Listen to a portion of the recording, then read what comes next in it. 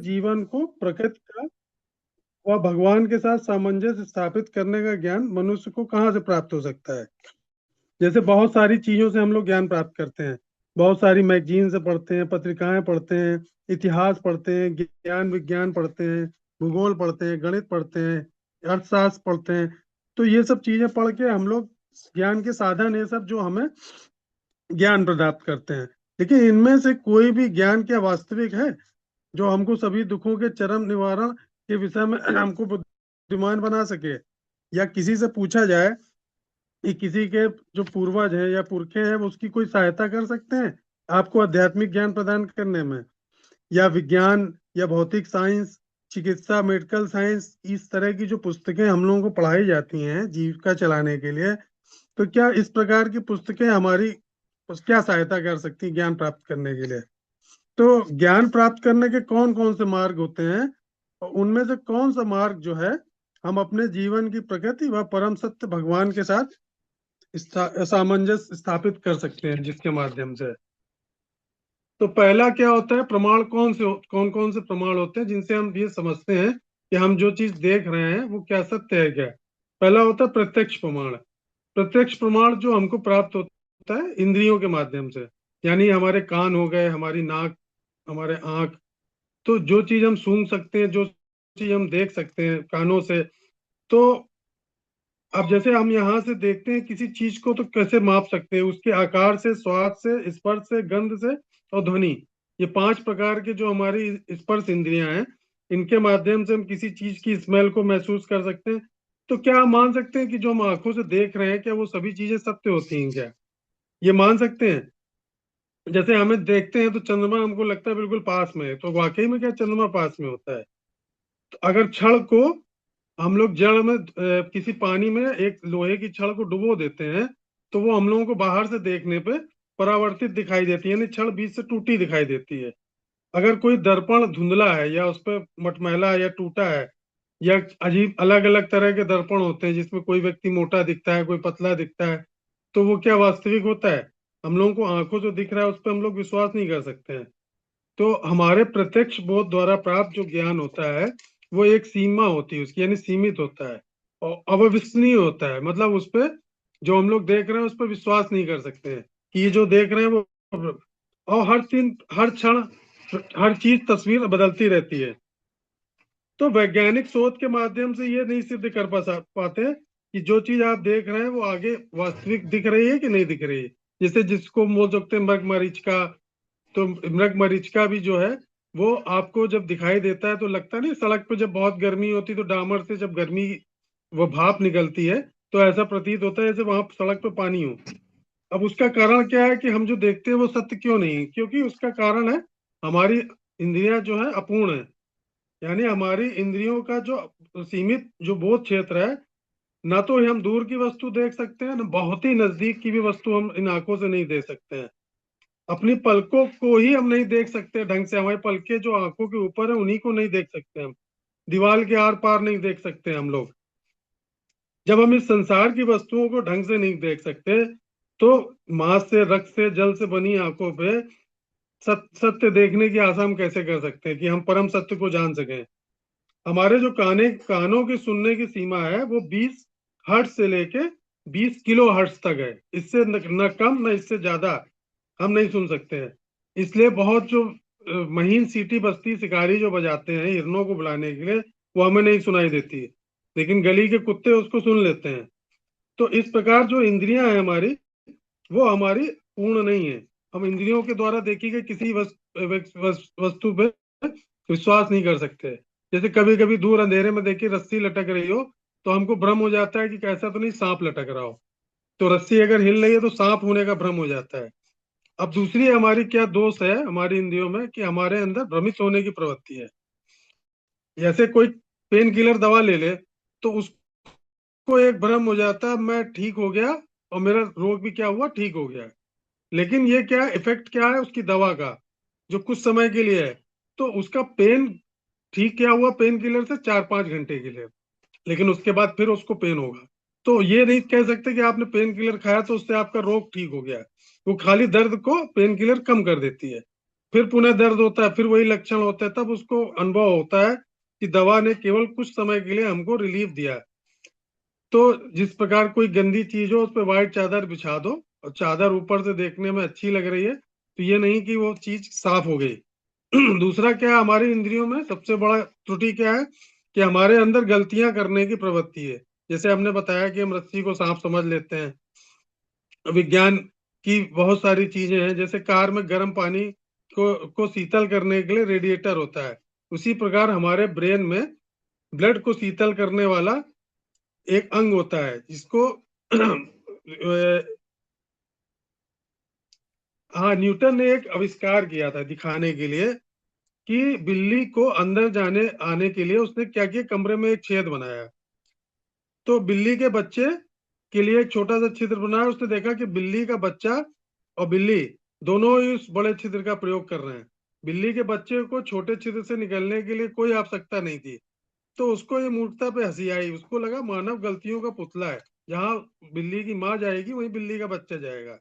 तो वैज्ञानिक एक गलती करके पूरी दुनिया को वो एक गलत फहमी दे सकता है। जैसे पहले क्या, यूरोप में एक बार प्लेग फैला, तो उन्होंने प्लेग फैलने के कारण चूहों को पाया, फिर चूहों को भगाने के लिए उन्होंने बिल्ली लेके आए। फिर देखा उन्होंने प्लेग नहीं खत्म हुआ, तो उन्होंने बिल्लियों को मारने का आदेश दे दिया। तो इस प्रकार क्या हुआ कि उनको ये महसूस हुआ कि प्लेग का कारण क्या था, बिल्ली नहीं थी, प्लेग का कारण था चूहे। दूसरा क्या त्रुटि है, हम लोगों के अंदर धोखा देने की प्रवृत्ति है। क्या होता है, मनुष्य जो है अबोध गलतियों से परे जाकर जानबूझ के असत्य झूठ बोलता है। कोई भी वैज्ञानिक हो या कोई भी हो, जैसे पहले हम लोगों को पढ़ाया जाता है डार्विन सिद्धांत, क्या मनुष्य बंदर जैसे दिखने वाले पूर्वजों से विकसित हुए हैं। तो 1912 में पुरातत्ववेदाओं ने ब्रिटेन के टापुओं में कब्रिस्तान का जब उल्लंघन किया, तो क्या हुआ, मानव खोपड़ी थी वहां पे और बंदरों के जबड़े भी निकले। तो वहां जब दोनों एक साथ निकले, तो उन्होंने ये समझ लिया कि क्या हुआ, मनुष्यों का जो वो हुआ डार्विन सिद्धांत, कि हम लोग बंदरों के पूर्वज हैं, मतलब बंदर हमारे पूर्वज थे। तो उन्होंने उसको गलत तरीके से इतिहास में यूज कर लिया है। दूसरा प्रमाण हम लोग कैसे शो करते हैं, इसको हम लोग बोलते हैं अनुमान प्रमाण। तो अनुमान प्रमाण में कि जैसे एक बक्सा है, बंद है काले रंग का, तो आप उसको अनुमान लगाना है कि उसमें क्या है, कि बंद उसकी ध्वनि सुनते हैं, उसके अंदर से क्या है। तो हो सकता है किसी बगल के कमरे से तेज ध्वनि आए, तो आप केवल अनुमान लगा सकते हैं कि हो सकता है टेलीविजन चल रहा हो या दो लोग बातचीत कर रहे हो। तो जब तक आप कमरा खोल के देखेंगे नहीं, तो आपको ये नहीं समझ में आएगा कि उस कमरे से आवाजें किस चीज की आ रही हैं। तो जैसे चार्ल्स डार्विन का सिद्धांत था, वो भी अनुमान प्रमाण पर आधारित था। तो उसने जो आंकड़े दिए थे, वो आंकड़े पूरी तरह से धीरे धीरे खोज के बाद ये साबित हुआ कि ये सब इसने अपना मनगढ़ंत बनाया है। जैसे उसने समुद्री व्हेल के संबंध में एक विचार बताया, कि उसने बताया कैसे एक बार एक भालू मक्खियों को पकड़ने के लिए खुले मुंह को खोल के समुद्र में घुस गया और बहुत समय तक पानी में तैरता रहा। तो धीरे धीरे वो बाद में भालू जो है वेल में, समुद्री वेल में परिवर्तित हो गया। बाद में जब रिसर्च हुई, तो बताया गया कि इसका सिद्धांत पूरी तरह से मनगढ़ंत था, तो इसने अपने मन से बोला था। जैसे हमारे दादा परदादा या हमारे पूर्वज बंदर थे, लेकिन इतिहास शास्त्रों के हिसाब से हम लोग सब मनु के वंशज हैं। ब्रह्मा जी ने हम लोगों का निर्माण किया है। तो डार्विन के हिसाब से मनुष्यों की उत्पत्ति मात्र 40,000 वर्ष पूर्व हुई, लेकिन जो हमारे साक्ष्य, हमारे इतिहास है, हमारा सनातन धर्म लाखों वर्ष पुराना है। तो हमको क्या करना चाहिए, शास्त्रों के चक्षु द्वारा देखना चाहिए। जैसे शास्त्रों के दिव्य कंपन से मनुष्य जो है, शास्त्रों को पढ़ने से सभी प्रकार के काम, क्रोध, लोभ, मोह से मुक्त हो जाता है। तो मनुष्य शास्त्रों में दिए निर्देशों के अनुसार जब वस्तुओं को देखना शुरू करता है, उसको हम लोग बोलते हैं शास्त्र चक्षु। यही केवल एक प्रमाणित स्रोत है जिससे श्रवण करने वाला व्यक्ति ही मनुष्य ईश्वरीय विज्ञान को समझ सकता है, इस ब्रह्मांड के रहस्य को जान सकता है। इस प्रकार ईश्वरीय विज्ञान को जानने वाला व्यक्ति जो है, सूक्ष्मदर्शी से लेकर स्थूलदर्शी तक हर चीज को भगवान से जोड़ के देखता है। इसलिए महान साधु जो है, ईश्वरीय विज्ञान, श्रवण, ये सब दर्शन कहलाते हैं। विभिन्न प्रकार के महान संतों ने दर्शन का प्रमाण दिया है। एक होता है शब्द प्रमाण। यानी किसी प्रमाणिक अधिकारी से कोई चीज आप श्रवण करते हैं तो वो शब्द प्रमाण कहलाता है।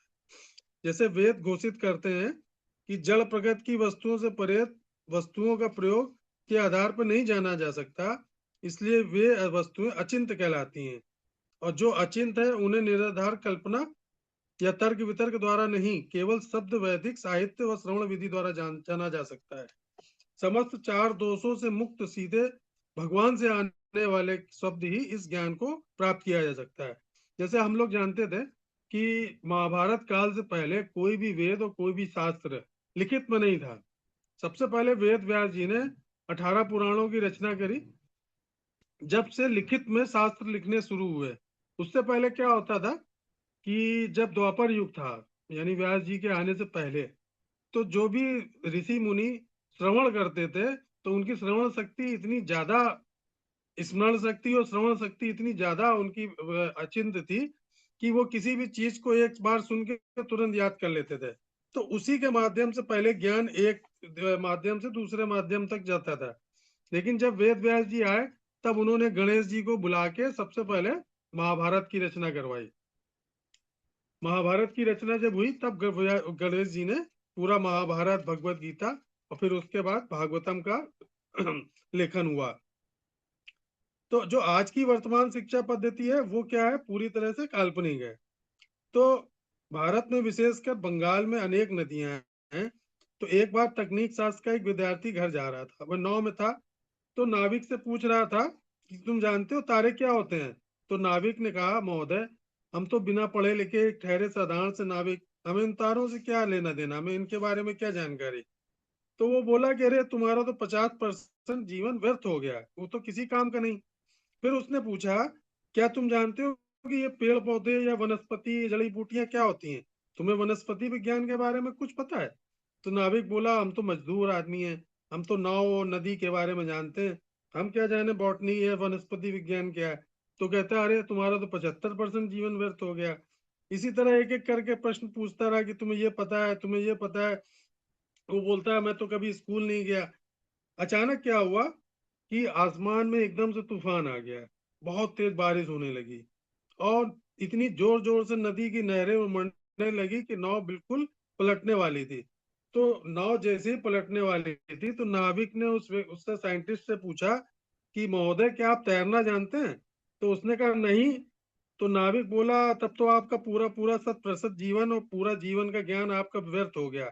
अब तो आप नदी में डूब जाएंगे, तो आपका जीवन समाप्त हो गया। वो कूदा नाव से और तैर के किनारे आ गया और वो साइंटिस्ट डूब गया।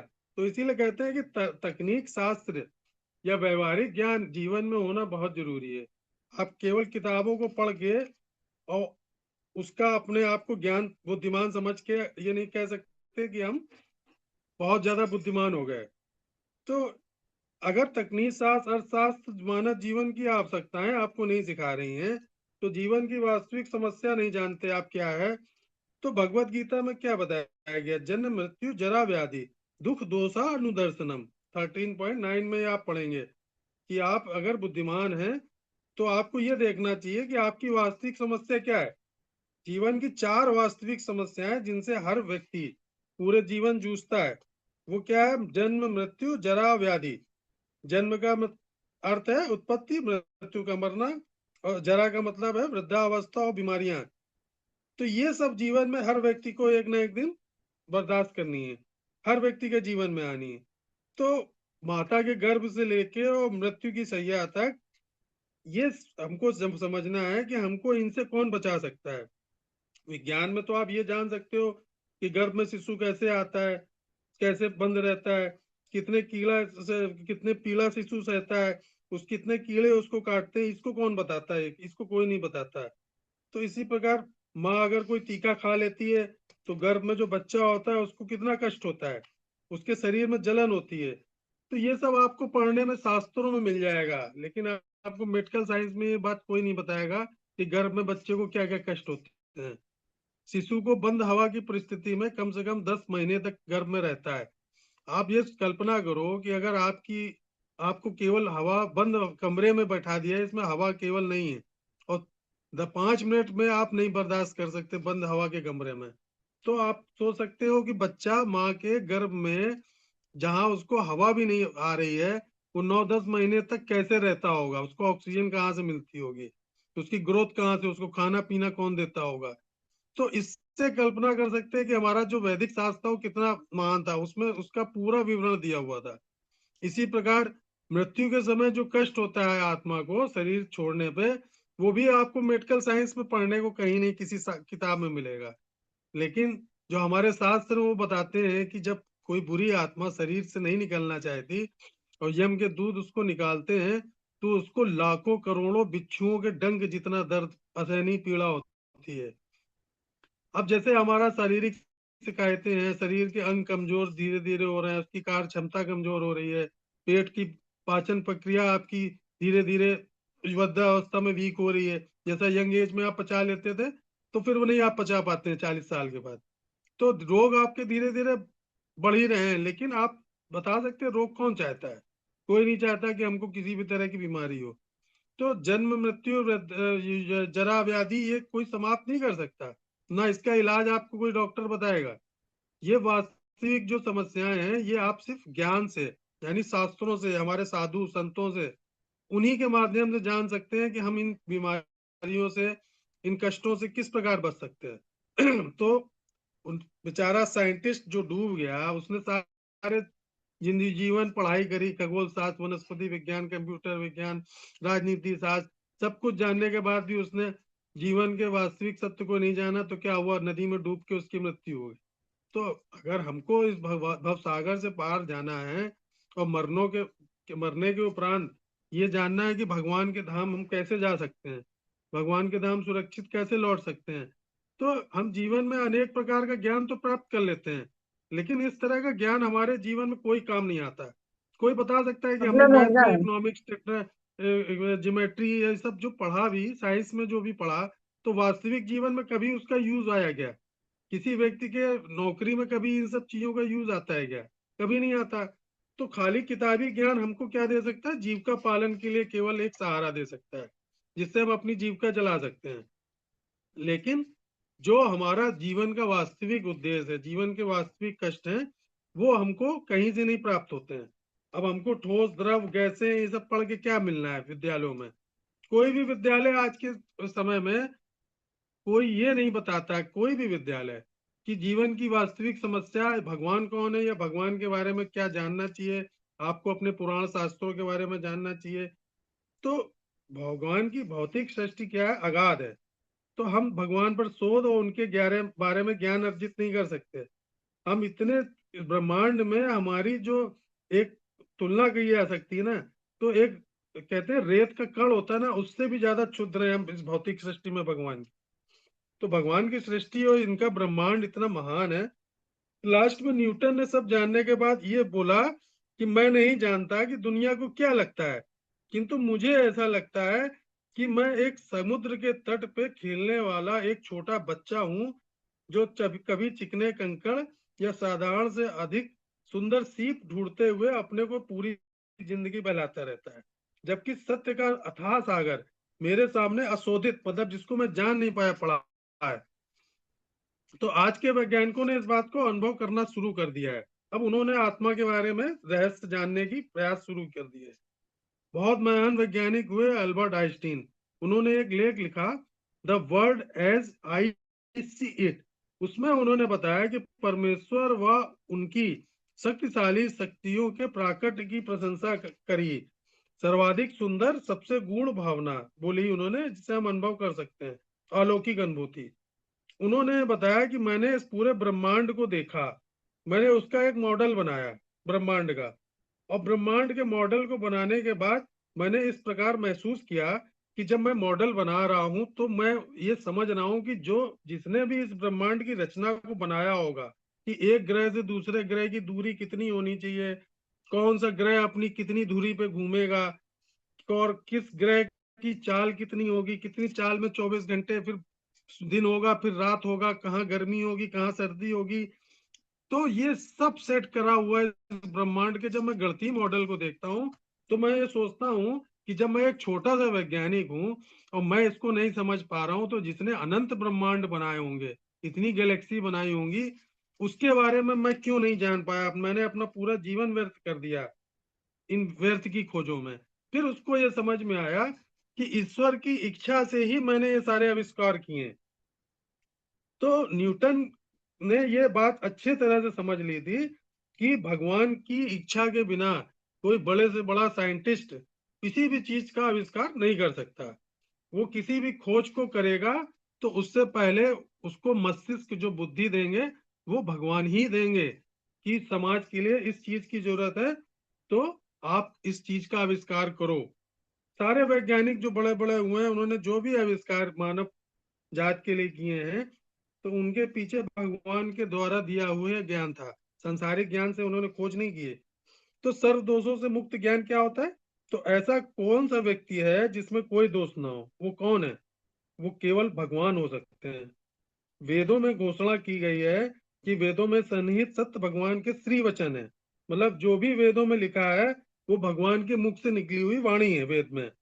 तो भगवान ने जो कुछ श्री मुख से कहा उसे उसी शुद्ध पूर्ण दिव्य शब्दों में बिना कुछ जोड़ना बिना कुछ घटाना आप अगर किसी दूसरे व्यक्ति को सौंपते हैं तो ऐसा ज्ञान ही पूरी तरह से विशुद्ध हो सकता है, जिसमें कोई त्रुटि नहीं होगी, कोई अशुद्धि नहीं होगी।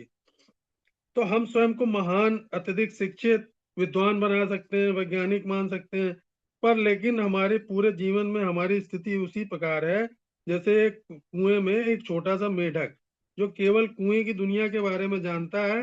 लेकिन जब उससे पूछा जाए कि अटलांटिक महासागर क्या होता है, तो उसका जवाब क्या होगा कि इससे 2 गुना बड़ा होगा, इससे 3 गुना बड़ा होगा। इस कितना बड़ा हो सकता है अटलांटिक महासागर, क्योंकि उसने कभी देखा ही नहीं है। तो वो अपनी कल्पना 10 गुने तक कर सकता है, लेकिन वो माप नहीं पाएगा कि कितना बड़ा होगा। तो वही चीज है हमारे साथ कि हम लोग इस दुनिया में रहते हैं, देखते हैं तो वही अंदाज लगाते हैं कि भगवान कौन हो सकते हैं, ये ब्रह्मांड क्या हो सकता है, सिर्फ कल्पना कर सकते हैं। तो भगवान को दिव्य जगत को चुनौती देने वाला जो एक नास्तिक वैज्ञानिक था, डॉक्टर फ्रॉग कहलाता है वो। बुद्धिमान मनुष्यों को अपनी महत्वहीन महत्वहीन स्थिति को जानना चाहिए। वेदों को, जो कि गांधी जी, थेरेयू, इमर्सन जैसे महान जो विभूतियां थी, उन्होंने भगवान के वचन को समझा और समर्पित हो गए। थेरेयू लिखते हैं कि प्रातः मैं अपनी बुद्धि को भगवत गीता के अद्भुत व मीमांसात्मक तत्व ज्ञान से स्नान कराता हूँ, जिसकी तुलना में हमारा आधुनिक जगत तथा इसका साहित्य तुच्छ तथा महत्वहीन दिखाई पड़ता है। तो उस इसमें एक बातचीत भी दी हुई है बेनफोर्ड की और डॉक्टर सील प्रभुपाद की। तो वह मैं आपको सुनाता हूँ कि वेनफोर्ड और डॉक्टर वेनफोर्ड गए थे सील प्रभुपाद से मिलने। तो उन्होंने उनसे प्रश्न पूछे, तो उसमें 5 निष्कर्ष रखने थे उनको, उसमें से एक को पहचानना था। तो डॉक्टर वेनफोर्ड प्रभुपाद जी से पूछते हैं कि मुझे लगता है कि इस जगत का अध्ययन करके मैं ज्ञान प्राप्त कर सकता हूँ और इस ज्ञान की परीक्षा करने का साधन भी है। आप पहले संकल्पना करते हैं, प्रयोग करते हैं, अपने विचारों की पुष्टि करते हैं, तथा ये जानने का प्रयास करते हैं क्या आप इन विचारों को व्यवहारिक जगत में लागू कर सकते हैं। प्रभुपाद जी कहते हैं अज्ञानता का यह अन्य प्रकार है, क्योंकि आप यह नहीं जानते कि आप क्या है, अपूर्ण है। तो बेनफ्रोड बोलते हो मैं जानता हूं कि मैं पूर्ण नहीं हूँ। प्रभुपाद जी, तो फिर या उस प्रकार से जगत का अध्ययन करने से आपको क्या लाभ है? यदि आप अपूर्ण है तो आप जो परिणाम जो आप खोज कर रहे हैं वो भी अपूर्ण होगी। डॉक्टर बेनफोर्ड बोलते हैं हाँ ये सच है। तो प्रभुपाद जी कह रहे तो फिर आप अपना समय क्यों बर्बाद कर रहे हैं? तो बेनफोर्ड कहते हैं किंतु ज्ञान प्राप्त करने का अन्य कोई साधन भी तो नहीं है। तो प्रभुपाद जी कहते हैं कि भौतिक ज्ञान के लिए आपको विश्वविद्यालय जाना पड़ता है, किसी प्रोफेसर से परामर्श करना पड़ता है, तब आप आध्यात्मिक अगर आप आध्यात्मिक पूर्ण ज्ञान सीखना चाहते हैं तो कुशल शिक्षक के पास आइए, एक अच्छे आचार्य के पास जाइए, तो आपको पूर्ण ज्ञान मिल जाएगा। तो बेनफोर्ड पूछते हैं किंतु वो ये कैसे जाने कि कोई शिक्षक कुशल और पूर्ण है कि नहीं? प्रभुपाद जी कहते हैं कठिन नहीं है। कुशल या पूर्ण शिक्षक वह है जिसने अन्य किसी कुशल शिक्षक से शिक्षा प्राप्त की हो। लेकिन बेनफोर्ड पूछते हैं समस्या का हल ये तो एक ही पीढ़ी तक हो पाएगा ना, उसके बाद? प्रभुपाद जी कहते हैं नहीं, क्योंकि एक पूर्ण शिक्षक कृष्ण भक्त है तो वो सभी वर्गों के शिक्षक स्वीकार करते हैं जिन्हें। तो भारत में वह वैदिक संस्कृति जिन्हें वैदिक पंडित पढ़ाते हैं वो सारे वैदिक शिक्षक कृष्ण को अपना परम शिक्षक परम गुरु मानते हैं, तो वे कृष्ण से ही शिक्षा ग्रहण करके भगवत गीता और भागवत के माध्यम से उसी से ही सबको शिक्षा देते हैं। तो बेनफोर्ड बोलते हैं, तो मैं यदि किसी से मिलूं जो कृष्ण को पूर्ण शिक्षक मानता हो, तो क्या वह पूर्ण शिक्षक होगा? तो पा जी कहते हैं हाँ, जो भी भगवान कृष्ण की शिक्षाओं को प्रसार करता है, उसी उन्हीं की शिक्षा देता है, वही पूर्ण शिक्षक है। तो बेनफोर्ड बोलता है, तो क्या आपके सारे भक्त क्या पूर्ण शिक्षक हैं? प्रभुपाद जी कहते हैं हाँ, क्योंकि वे केवल कृष्ण की शिक्षाओं को ही पढ़ाते हैं। हो सकता है वे पूर्ण ना हो, किंतु वो जो कुछ भी बोलते हैं वह सही है, क्योंकि इसकी शिक्षा कृष्ण द्वारा दी जाती है। तो बेनफोर्ड उनसे पूछते हैं, तो क्या आप पूर्ण नहीं है क्या? प्रभुपाद जी कहते नहीं, मैं पूर्ण नहीं हूँ, हम में से कोई दावा भी नहीं करता कि हम पूर्ण हैं। क्यों? क्योंकि हमारे अंदर भी अनेक प्रकार के दोष हैं, लेकिन चूंकि हम कृष्ण की शिक्षाओं से परे अपने मन से कुछ भी नहीं कहते, इसलिए हमारी शिक्षा पूर्ण है। हम तो केवल एक डाकिए के समान हैं, जो आपके लिए $1000 के मनी ऑर्डर को उसी रूप में आपको देता है जिस प्रकार आपके लिए भेजा गया है, तो आपको प्रॉफिट होता है। वह धनी व्यक्ति डाकिया नहीं होता, लेकिन उसका व्यवहार और उसकी ईमानदारी क्योंकि पूर्ण है। इसलिए हम पूर्ण नहीं है, हम अपूर्णताओं से भरे हैं, क्योंकि हमें मनुष्य शरीर प्राप्त हुआ है। लेकिन कृष्ण की शिक्षा से हम परे नहीं जाते, हम समाज को वही संदेश देते हैं जो भगवान ने अपने शास्त्रों में हमको बताया है, हमको सिखाया है। तो इसीलिए हम कभी भी अपूर्ण शिक्षा नहीं देते हैं। तो हमको ये समझना चाहिए कि हमें जो भी ज्ञान प्राप्त करना है, तो वो ज्ञान हमको सही और तरीके से कौन बता सकता है? वो सही तरीके से हमको हमारे शास्त्र, हमारे गुरु, हमारे आचार्य, इनकी वाणी, इनके लेक्चर सुनने चाहिए हमको, इनके बारे में जानना चाहिए। क्योंकि देखिए, जितनी भी हमको आज तक इतिहास पढ़ाया गया है, वो इतिहास क्या हुआ, समय के साथ साथ जो भी सत्ता आई, जो भी राज्य आया, राजा आया, उसने क्या किया, आगे आने वाली पीढ़ी को गलत इतिहास पढ़ाया। हमारा इतिहास जो हम लोगों ने बचपन में पढ़ा, वो आज हमको पता चल रहा है कि हमको कितना हम इतिहास में हमको गलत पढ़ाया गया है। तो हम लोग आज वास्तविकता जान पा रहे इतने साल बाद। तो हमारे आगे आने वाली पीढ़ी है, अगर हम अपने ज्ञान को सही तरीके से उन बच्चों को नहीं देंगे, अपने संस्कृति को बच्चों तक नहीं पहुंचाएंगे, तो हमारे साथ ही ये ज्ञान यहीं पे समाप्त हो जाएगा। तो हमारा प्रयास ये होना चाहिए कि जितनी युवा पीढ़ी है, देखिए इस्कॉन संस्था की जो स्थापना प्रभुपाद जी ने की थी, तो ये इसलिए नहीं की थी कि आपने ज्ञान प्राप्त कर लिया, आप माला लेके एक कोने में बैठ जाइए, आप जप करिए, बस वो अपना जो ज्ञान सीखा वो अपने तक सीमित रखिए, वो सीधे अपनी तैयारी करिए गोलोक धाम जाने की। नहीं, चैतन्य महाप्रभु भी बोल के गए, जारे देखो तारे कहो कृष्ण उपदेश, हमारा आज्ञा तारो यही देश। मतलब तुम जाओ पूरे देश में, तुमने जो सीखा है उसका प्रचार करो, जाके एक एक व्यक्ति को बताओ कि तुमको जो वास्तविक ज्ञान प्राप्त हुआ उसको लेके केवल अपने तक सीमित ना रखो, उसको जितना प्रसार फैला करोगे उतना भगवान आपसे प्रसन्न होंगे। तो भगवान कहते हैं कि भगवान की वाणी को जितना जो व्यक्ति प्रचार करता है, जितना लोगों तक संदेश पहुंचाता है, जितना लोगों को भक्त बनाने का प्रयास करता है, तो उस व्यक्ति से भगवान उतना प्रसन्न होते हैं, उतना उस व्यक्ति से नहीं होते हैं जो जंगल में जाके और हाथ में माला लेके कुटिया बना के और एक नदी के किनारे चुपचाप बैठ के हरे कृष्ण कृष्ण कृष्ण हरे हरे, हरे राम राम राम हरे जब करने बैठ जाता है। तो वो क्या होता है, इस व्यक्ति को सेल्फिश बोलते हैं। मतलब जो सिर्फ अपने अपने स्वार्थ के बारे में सोच रहा है, वो ये सोच रहा है कि किसी तरह हमको भगवत धाम की प्राप्ति हो जाए। भगवान ये नहीं कहते हैं। चैतन्य महाप्रभु ने, देखिए हरदास ठाकुर जो नामाचार थे, जो 3 लाख जब पर डे करते थे, उसके बिना पानी नहीं पीते थे। नित्यानंद प्रभु जो स्वयं बलराम जी का अवतार थे, जो बलराम जी के अवतार में आए नित्यानंद प्रभु, तो भगवान ने उनको, जब उन्होंने जा रहे थे चैतन्य महाप्रभु सन्यास लेके, तो नित्यानंद प्रभु ने उनसे पूछा कि प्रभु मेरे लिए आज्ञा दीजिए कि मुझे क्या करना है। तो उन्होंने कहा कि तुम्हें घर घर जाके हरिनाम का प्रचार करना है, जिस दरवाजे पे जाओ हरिनाम का प्रचार करो। तो नित्यानंद प्रभु ने, देखिए उनकी कृपा से ही, देखिए जगाई मधाई जैसे लोग, बड़े बड़े जो है, जो असुर प्रवृत्ति के थे, दुष्ट थे, उनका तक उद्धार हो गया। और उनसे घर घर जाके नित्यानंद प्रभु हाथ जोड़ के लोगों से प्रार्थना करते थे कि हमारा यही निवेदन है कि आप केवल हरि बोल एक बार बोल दो, सबसे बोलते थे। तो इतने महान संत हुए, इतने भगवान खुद आके जब हरिनाम का प्रचार कर रहे हैं, तो भगवान हमसे भी यही चाहते थे कि जो भी आप सीखो, तो एक दिन उन्होंने भविष्यवाणी की थी कि एक दिन ऐसा आएगा कि गली गली में विश्व के संपूर्ण गली में हरि नाम का प्रचार होगा, हरे कृष्ण महामंत्र गूंजेगा। तो जब चैतन्य महाप्रभु भविष्यवाणी करके गए थे, तो उन्होंने हम लोगों को समय दिया था 10,000 साल का, कलयुग के। तो कलयुग के 10,000 साल के बाद उन्होंने ये बताया कि भक्ति इस पृथ्वी से खत्म हो जाएगी, सारे मंदिर यहाँ से चले जाएंगे, सारे देवता पृथ्वी को छोड़ देंगे, फिर आप भक्ति नहीं कर पाओगे। अगर आप बार बार जन्म लेके आना चाहते हो तो बार बार जन्म लेके आ सकते हो, लेकिन आपको भक्ति कौन प्रदान करेगा?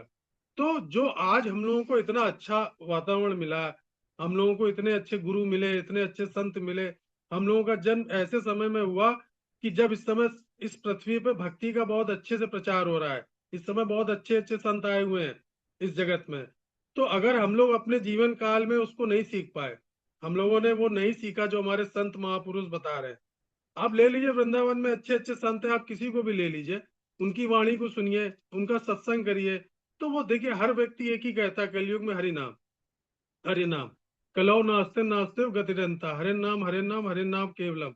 तो कलयुग में सिर्फ हरि नाम ही आपको बचा सकता है। तो विभिन्न प्रकार के अन्य उपाय करने की हम लोगों को आवश्यकता नहीं, कि विभिन्न प्रकार के उपाय हम लोग करते हैं कि ये व्रत रह रहे हैं, वो व्रत रह रहे हैं, इस धाम जा रहे हैं, उस तीर्थ जा रहे हैं, यहाँ जा रहे हैं, वहां जा रहे हैं, कहीं नहीं जाना है।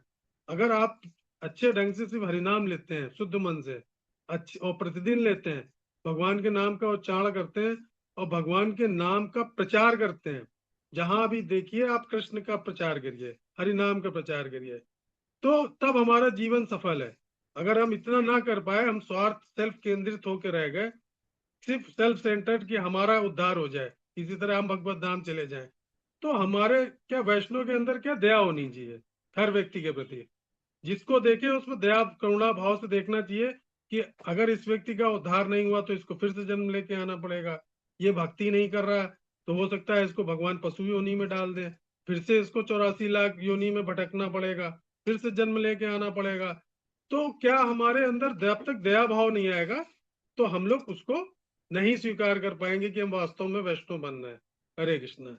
कोई प्रश्न हो तो पूछ सकते हैं, नेक्स्ट हम लोग अगली बार लेंगे, आज लोग कम थे इसलिए कि हम लोगों ने 26 तक ही छोड़ा, भगवत गीता को नहीं लिया, हम लोगों ने दूसरा आज टॉपिक लिया है। तो नेक्स्ट क्लास में अगर लोग होंगे तो फिर आगे स्टार्ट करेंगे हम लोग, ठीक है? हरे कृष्ण। कोई प्रश्न है किसी का आज?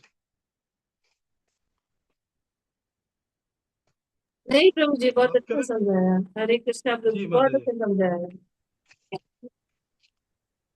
ठीक है, समाप्त करें माता जी? जी जी प्रभु। हरे कृष्ण।